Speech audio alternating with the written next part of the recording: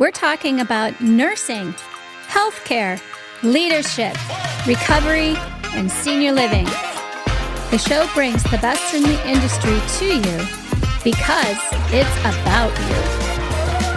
I'm Angie Graham, and we're talking about it. Today, we are talking about end of life. I'm Angie Graham, and we are talking about it today. And with me from Comforting Closure, podcaster, and doula is Traci Arieli. Welcome, Traci. I thank you so much for having me on. I appreciate you being here. What is an end-of-life doula? An end-of-life doula is a person who works with a person who is either getting up in age or who wants to talk about and plan for their end of life. And this person, as I said, could be a person who's older or even a person who is younger, 40s or 50s, maybe has children. But these are people who want to start thinking about the quality of their life at the end, make some decisions. End of life doulas. Some people call us death doulas. I prefer end of life doula because I'm working with people at the end of their lives, and I feel that death is just one part of their life. It's one moment in time, where the end of life is all about that length of time, that end part of their life, and the quality of that life. But I work with people who, not only for planning, but also when they are ill, when they are dying, I work with them and their families. I might sit vigil. I might help the family and do a little respite care or companion. We also do things like legacy projects, and which is projects. It might be taking and writing down their life story, writing letters, creating videos for their family. And lastly, I do a lot of grief work. Okay.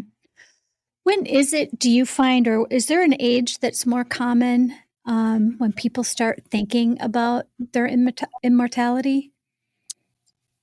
Yes. I see people who are in their 50s where they have parents who are starting to get older and who are getting sick and dying. A lot of people who are in their 50s contact me not only to do some grief work. I'd say that the majority of my practice is that grief work, but I do see people who are older also who are looking at the end of their life and needing to start planning for it. So it's really 50 plus. I do get some people who are in their 40s contacting me also. I can see that because I will tell you that since I personally turned 50, I think more about the last chapter than I ever have before in my life for whatever reason. I'm not sure. And I work in this business, so I'm not sure what, I don't know. Is that like that, what do they call it? That stage of life where you're in that crisis stage? I'm not sure, but I can definitely relate to that 50s being a time for that. I was listening to you on one of your podcasts talk about forever letters. What is a forever letter? A forever letter is a letter that, in that case, and the guest actually was talking about what she does with people. And forever love letter is a letter that you write someone that you love and you want to give them maybe some advice or tell them what they mean to you. And usually this forever letter is presented to the person at a stage of their life. Maybe they're getting married or after the writer has passed on. And this woman was telling me a story about one of her clients where they wrote letters to their children because they were sick. They were terminally ill. And so this woman wrote letters to her son and daughter for significant moments in their life. knowing that that she wouldn't be there. So it's a letter. That's an example of a legacy project where you want to leave a part of yourself. It's really beautiful. Yeah. That is really beautiful. And I've seen that also. There's also books out there I think people can do, right? And, Kind of the and same thing. You can tell your story yeah, or your legacy.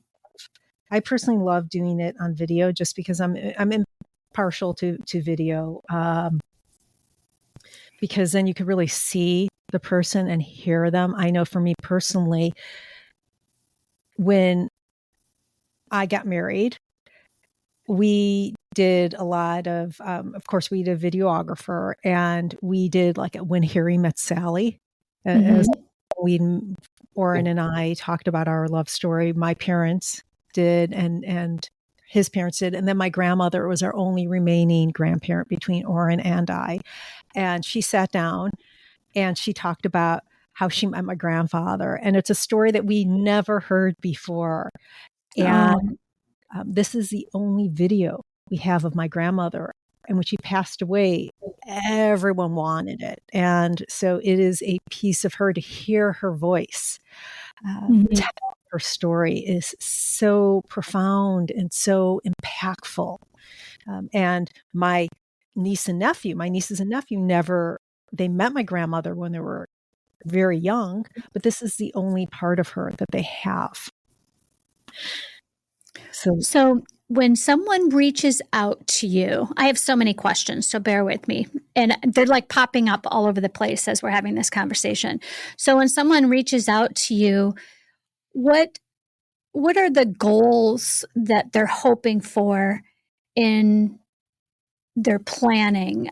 Is it that they have that bucket list of all the things they want to fit in? Is it that they're thinking about how they want to leave their legacy or what they want to be remembered for? What are some of the, because I'm thinking like if I reached out to you, what would be the goal in it? What would you help me to determine? So that's a really interesting question. Now, I'd like to start off and say, you asked me before, what do end of life doulas do? Every single end of life doula is a little bit different. We get trained, and we get trained at a really high level of the whole end of life journey, that life cycle of planning for it. You're going to get sick, or maybe you won't. The companioning, vigiling, grief work, all of us at this really high level. That's the training that we received. And then you doulas are very passionate about things. I love grief work. I absolutely love that. And so I've received a bunch of additional training on that. And I've also received additional training on the preparatory, the advanced planning, the advanced directive work also. So you need, when you're looking for a doula, it's important not only to click with them, to have that conversation and make sure that you click, but also make sure that they have that desire to help you with what you need. I know some people that won't do vigiling, as an example. I do everything but my specialties. I really like doing the advanced preparation and the grief work.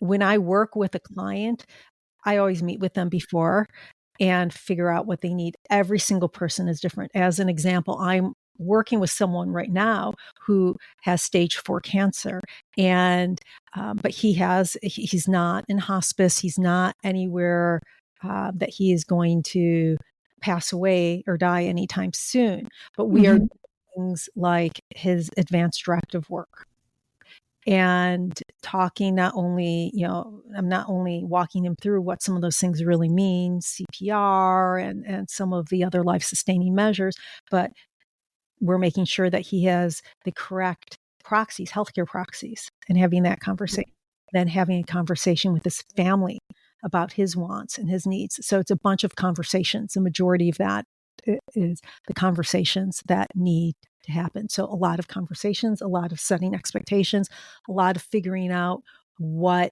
the person's environment, what they want that to be like at the end of their lives, where they want to spend the rest of their lives. When I talk with people, when I have those conversations, it's all centered around quality of life and what they want that end of life to look like. Another example of people I've worked with just recently, I had a person I worked with at the beginning of the year where I was brought in to see if they were ready to go into hospice. This person had been on dialysis for over 6 years, and his quality of life wasn't what he wanted it to be. So it was having that conversation of, when is that time? Where's that line where you're saying, okay, I'm ready to go into hospice. So I have those conversations. It's really dependent on what people need. I've done just legacy work with people before. I have done a lot of people that I work with are just the grief or at the grief stage. They've lost a spouse. And so coming in and helping them with that.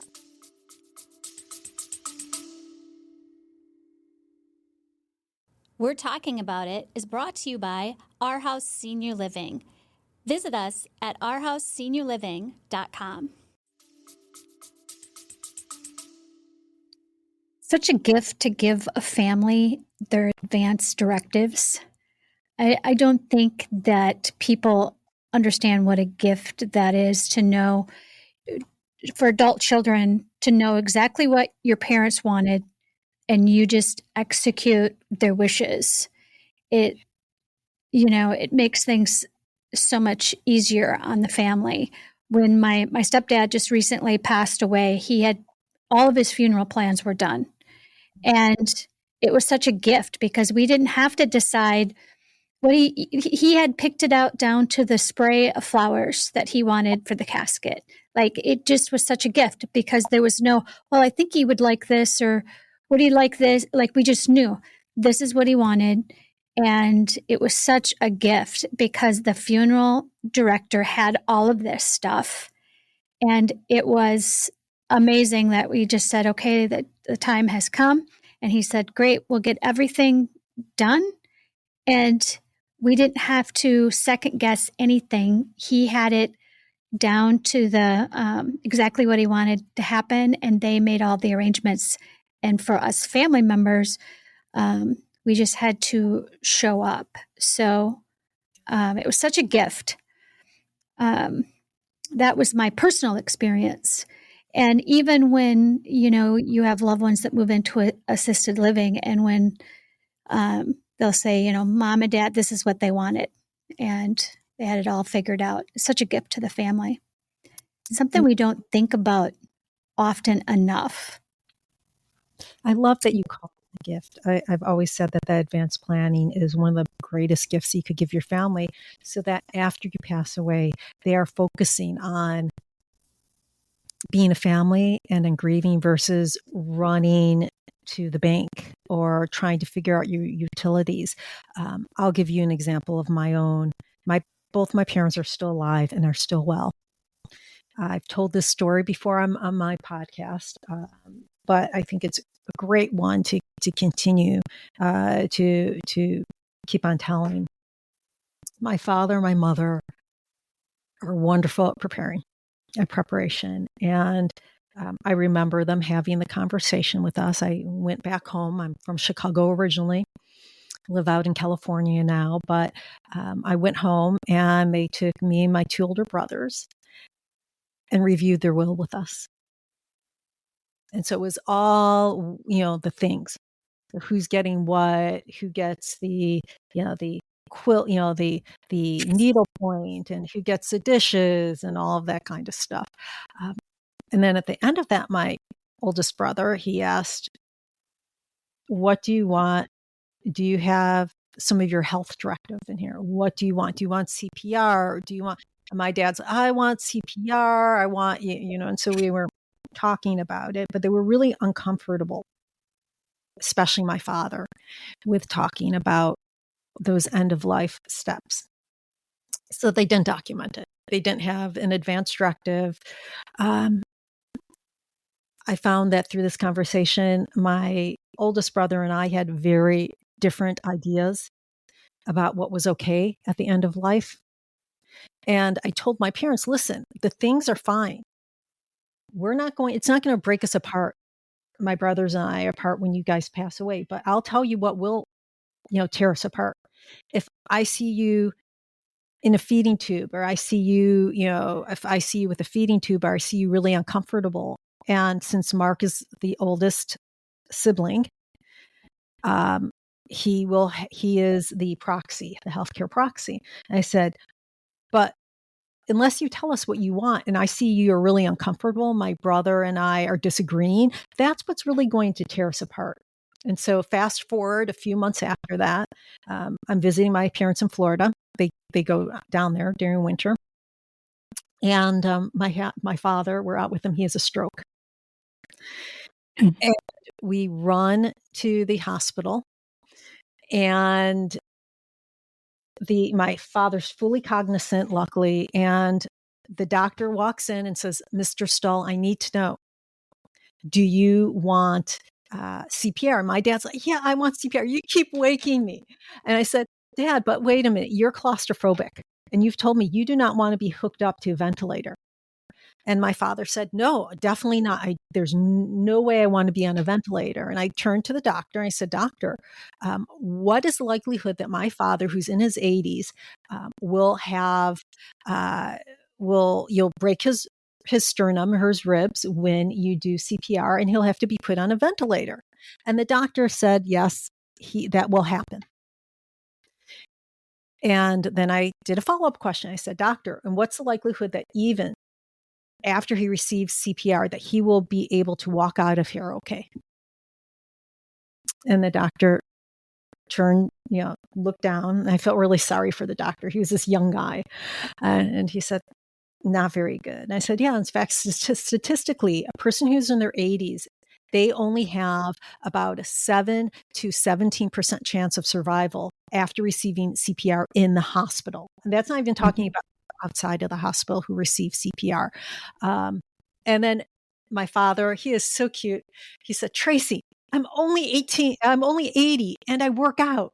So it was really, but these conversations that you have to have, most people don't really understand, even if they advance directive and they, check off everything there, they don't understand what it really means for them. And it's our bad as a society not talking about these things, not talking about the reality, because what you see on TV is not the reality, as working, doing what you do.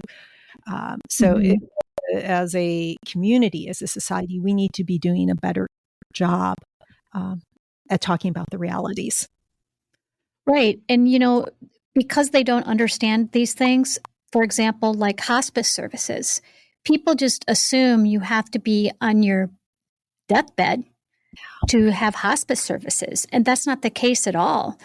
You can sign up for, you have to have a qualifying diagnosis, but I've seen people on hospice for a year or more on hospice.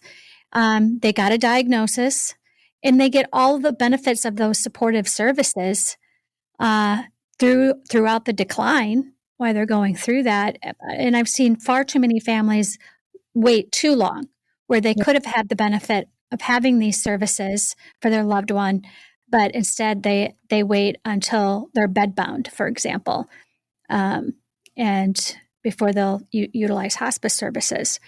And they can provide so many services just based off a diagnosis. But people are just even afraid of the word hospice because they think it's like Dr. Kevorkian is going to be coming in, and they think of it as, oh, they're going to push this process along. And that's not how it works at all. And you're probably very familiar with that too. But I find people are very afraid of hospice because they don't completely understand what hospice is. Yeah. And it's really important to have this, when you have a conversation about what hospice is, that conversation is really about quality of life. What is quality of life that you want? Would you be, would you be comfortable being bedbound and that's it? And you can't move around and you might have a feeding tube. And like, what is that point? Like, I know for me personally, my husband and I, we love to hike. We like to be physically active. We like good food. I know to my husband, the thought, he said the thought of having to be in a feeding tube and being in bed, no, that's not for me. For me too, I love food. So, the thought of being bedbound and being hooked up to machines and not being able to breathe well. And, there's a point where the quality of life, that's not what I want. So I would go into hospice. And you could go into hospice if you have a terminal diagnosis where doctors think that you're going to pass away within 6 months. And there are reviews. You do have to, doctor does have to, I think the first time is 3 months into it. But you could remain there. It doesn't mean you're actually going to die within 6 months. Saw Jimmy Carter over a year, right? A year and a half almost, I think. So, and it's at that point, you choose, hospice is a service. It's not a place. So you choose where you want the hospice to be. It's a team of people. And most people want to die at home. I'd say about 70 or 80% of people they did the last survey. And so it's just a service and you could have it anywhere. Right. And it's really important. It's really important to take advantage of it. They take care of your pain. They make sure that your comfort care is what it is. And it's also important to understand that hospice is paid for by Medicare. And that hospice, what it is that team of people, and that's what's taken care of, and the medication and the, if you have an oxygen machine and the bed. So that's taken care of by Medicare. But what's not taken care of by Medicare is the place. So they're not going to pay your rent, as an example. So if you are in a assisted living facility, you still need to pay for that facility, or if you're at home, you'll have to pay for whatever's there, and they're not going to pay for food and that stuff. It's specifically the group of people, that team, and the medications and everything around that. Yeah, they can send in a CNA to assist with showers. Yes. They can have the clergy come, music therapy. I mean, there's just when my stepdad was on it, like he loved all the visits. He had some memory issues, but he didn't always know what the visit was about. But he loved all the company. He loved the people coming, so he looked forward to that. Yeah. Can you tell me about guiding children through the grief of losing their parent? Yeah, I'm not a specialist with children, and I would say that children,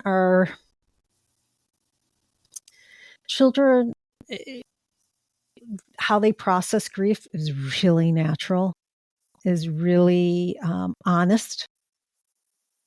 And what is important, I would say, with children, children look at the people around them to see how they need or how they should act. And so I had parents who've lost spouses, or a person who's lost a spouse and has children, and they do ask me there, how can I make sure my child is okay? And the advice I really give them is to be open with their own grief, so that their children could see it and know that it's okay to grieve. I've had people tell me that when they've tried to protect their children from the grief, that it confuses them. Someone's son came up to her and said,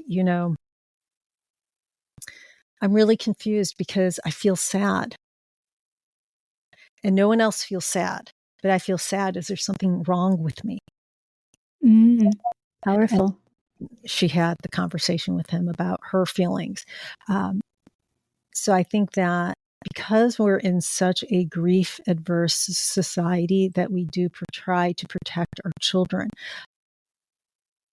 But our children, this is very natural to them.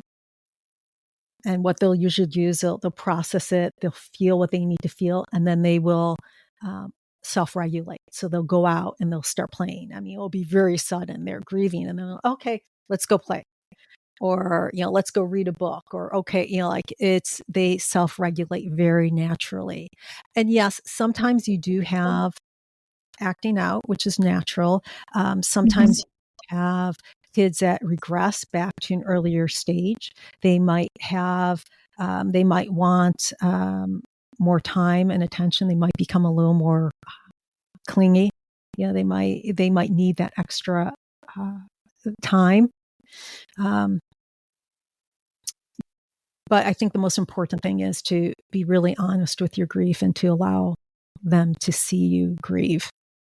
If you have a child, as an example, who maybe your parent, their grandparent, or your spouse has passed away, to be very honest with them. Yeah, and as a parent, I'm sure it's got to be difficult to try to figure out how to navigate that. Because for you as a surviving parent with your children, you want them to have confidence that you've got this, and they're going to be okay. So, but at the same time, it's a painful thing around that's affecting the entire family. Yeah, and so I would say too, if you see that your child is having, because grief is very natural, and I don't believe that we need to label grief as a mental disorder, but people do get depressed during grief. Natural. But when you see a child needs extra help, going to a counselor who is a play therapist or an art therapist, doing something that's really creative like that is very helpful. And everyone grieves differently too. Some people grieve more internally, so they may be absent of emotion that is visible. Is that accurate to say? Where Yes. Some people can be more visual with their grief. I mean, I think everyone has a different processing. What about length of time? Is there that famous saying of, well, time heals all things. Well, what does that mean? I hear people say, here it is. Why am I still crying? Dad's been gone X amount of years, or this happened X amount of years ago. Well, is there a time, or is it each individual's time? I would say that, I as I said before, we don't do grief well in our society. We don't do death well because we don't see it. And there is this notion that people, they grieve for 6 months, they grieve for a year, and then that's it. They should get over it. You will never be done grieving. When you grieve, that's it. It becomes part of who you are. So you are never done with grieving. And what is important to note is that's okay. I always have people asking, every single person that I work with who is grieving, every single one of them has said, what's wrong with me? Am I doing this right? Every single person. And 80% of what I do is grief work. Yes, you're doing it right. There is no right or wrong. And there are no stages that you're not going to go through linear stages of grieving. It is like a bowl of spaghetti. You are going to feel sadness. You're going to feel anger, and then you'll go away from that and you'll feel okay. And then you'll come back to those things. You're going to feel guilt. Every single caretaker that I know feels guilt because they feel relief after the person passes away. So there is no time limit. My cousin died 25 years ago. She would have turned 50 in April. I still think about her almost every single day. There is no end to grief. It changes. That relationship with that person changes also. I still have a relationship to Heather, my cousin, even though she's gone. But that grief, it changes, but it is always there, and there is no time limit. And it is okay. Just be patient with yourself and do what you need. Okay.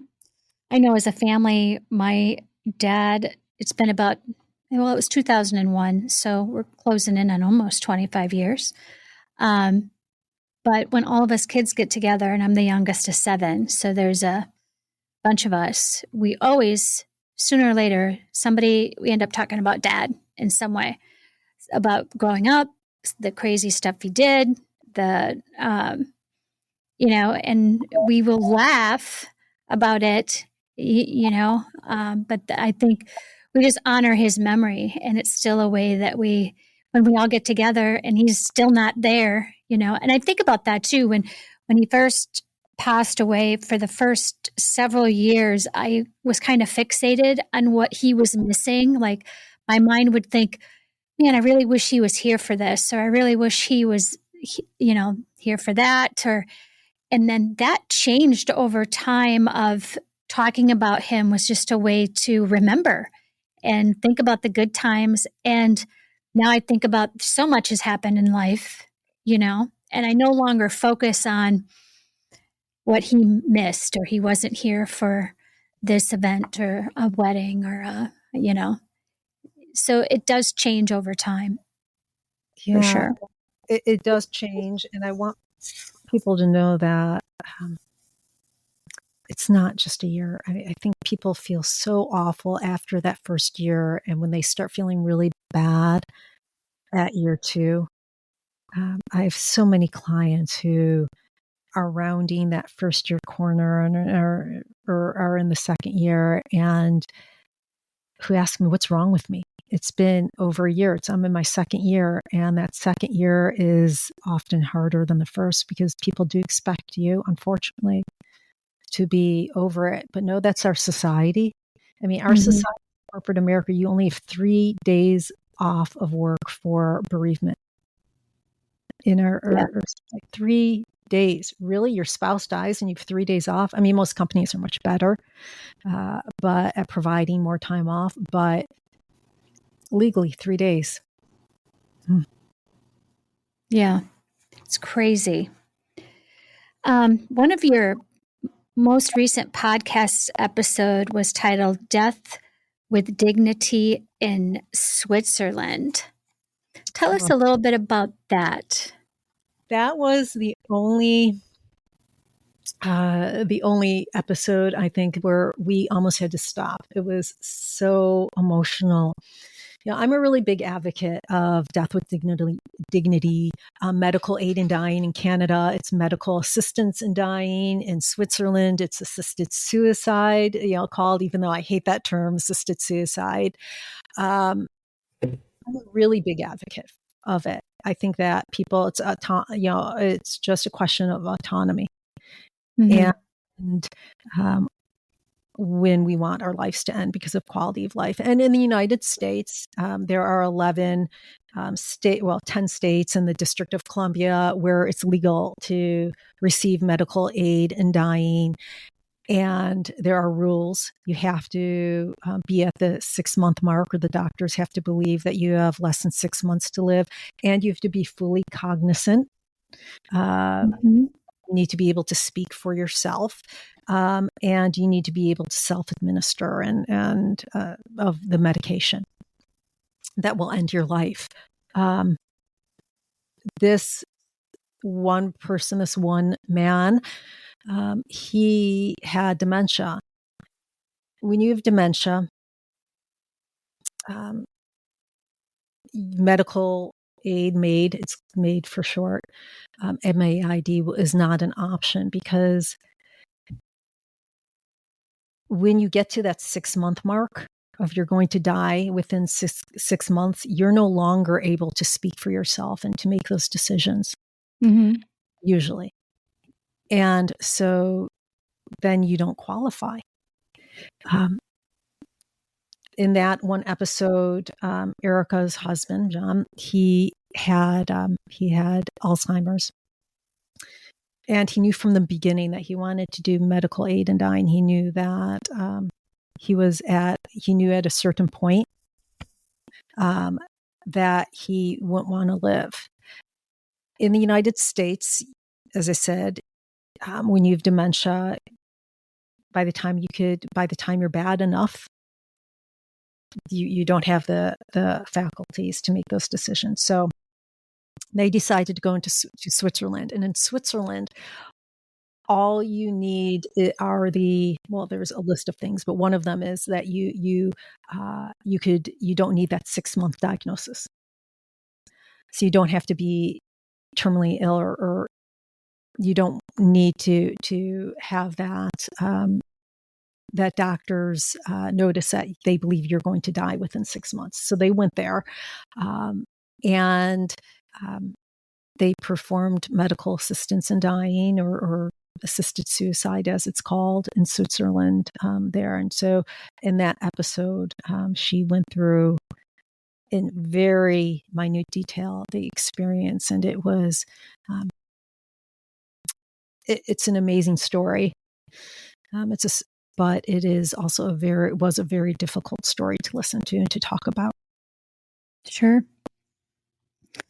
What end of life story or lesson has impacted you the most? Oh, that's a good question. I think I didn't know a lot about dying before I became an end-of-life doula. I mean, I knew just because of reading books and talking to people, but I think that the expectation was a lot different than what it really was. And so my expectations, and who I am, has completely changed from who I was before. I was an end-of-life doula. As an example, I was in tech beforehand, which is very different than what I do now. And someone asked me, could I ever go back to tech? Could I ever go back doing what I did before? And I said, I don't think so, because I don't think that I could have, excuse my language, those bullshit conversations anymore that I had to have, that facade, that mask that I had to wear before, that all of us have to wear in corporate America, quite honestly. I'm much more real and authentic. And it wasn't one specific point or one specific person. Mm-hmm. It is the everyday having the honor of working with people, of having real discussions, of seeing people grapple with what they need to grapple with at the end of their lives, and learning from that. Every single person that I meet with, I learn from. And as a result, the way I live changes. Well, you're making an impact, you're changing people's lives. So there's a big reward with that. And it's important work. And it's a task that is important, but but people don't want to talk about it at the same time. So I'm sure it's very rewarding in many ways. When it comes to your own mortality, what do you think about the most? I think about the quality of my life at the end of my life and what I want that to look like. And quite honestly, I think of Oren, my husband, and how little time we actually have here, and what I want the rest of our relationship, of our life, to be like.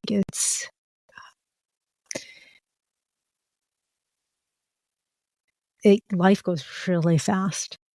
It sure does. And so it's really, what do I want us to be like? And how do I want us to be? And those decisions, some of them are really big decisions. As I said, I made a major career change coming into this. And I could go back. I've had people call me and want me to return. But the type of life I want is not that anymore. And just everything, what was important before is not. Tech is very money oriented. That's not, yes, having enough to eat, having pain, Of course. important stuff. I'm not saying like, I'm not, but things become so not important. Like things and experiences become a lot more important, and the type of life that I want to live and create has just really changed. Right. It would be so much simpler, wouldn't it, if you just knew you had until 80 or you had until 75, because then you could plan it out. Like, at least that's the way I think of it. Man, if I knew that I had until 70, would I still be working today? Probably not. I'd probably rearrange my life and try to retire the best that I could. You know what I mean? But we never know. And you're so conflicted because you hear about, retirement and you need this much and you got to have this. And you hear these stories of people that work and work and work, and then they finally retire and they maybe get 2 or 3 years. And I can never help but think to myself, I wonder if they would have known that 68 was the end game, how they would have lived that differently. Would they have lived it differently? Those are some of the questions I ask myself. And just recently, I had a classmate pass away. That was very impactful on me too. That because then you really start thinking about, all of your classmates around you, and you're like, wow, so young, so young. But we don't know. You don't know when that time is going to be. And in a way, that's a gift. Like, I love being able to look at things through the lens of, this might be my last day. You don't know. And what a gift the day is. And so living every day like it is a gift. I also, there is your question before, has there been any one specific person or someone who has impacted the way I live? And I have worked with someone who celebrated the end of their life. Like, when I was working with them, the first thing they said was, I don't want this to be sad. I want to celebrate the end of my life. We had a celebration of life before this person passed on. And this person was beautiful. This person grasped life. This person was Buddhist. So they looked at this. This is just another stage of my life, and I want to experience it, even though it is a tough stage of life. I want to experience it full on. And that to me, not only do I want to live life, but I want to live that part of my life and be fully aware and really just live it. That was very impactful for me to see. That is a really beautiful story, honestly, to celebrate your life at the end of life. And I think we all should yearn for that, and really beautiful. So when you said you do go in and you do sit with people through the grieving process, family members. Yes. I'm sorry. And, I'm just curious, because every family unit, depending on their culture, and I've been around this too, being in the assisted living world, because families will come in and together. And I've seen, the good and the bad of it, if I'm being honest. I've seen family members that hadn't been in the same room together in 25 years, and now they come together. And I've seen beautiful endings, and I've also seen the turmoil of what the life, and now they're coming together. What has been your experience with seeing this? What's more often than not? I've been very fortunate.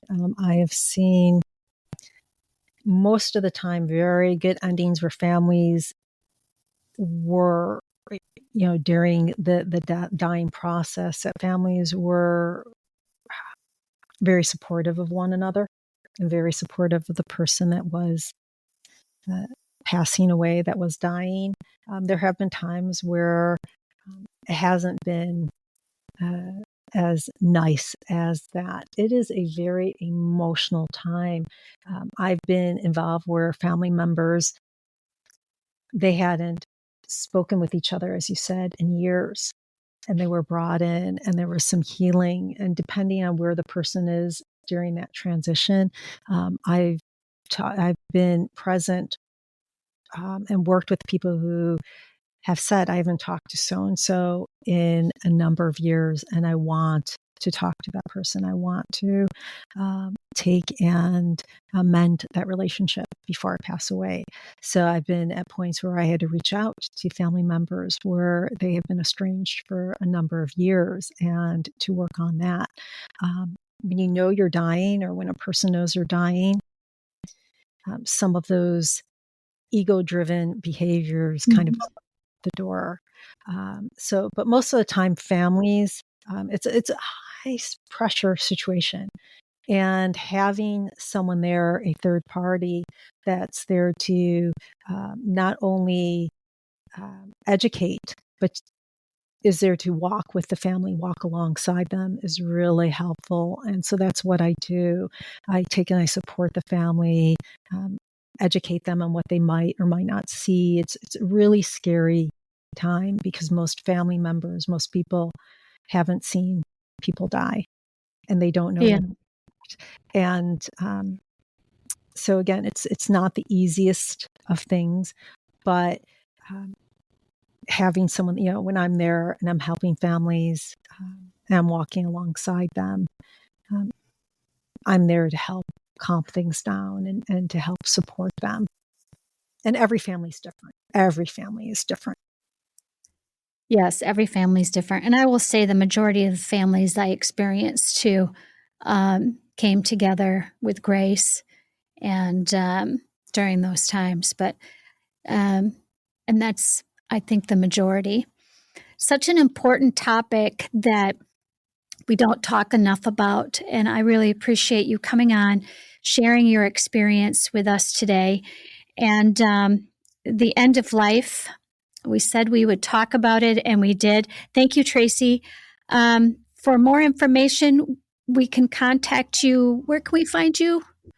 My website, www.comfortingclosure.com. Okay. Or you could email me directly at Traci, Traci, at comfortingclosure.com.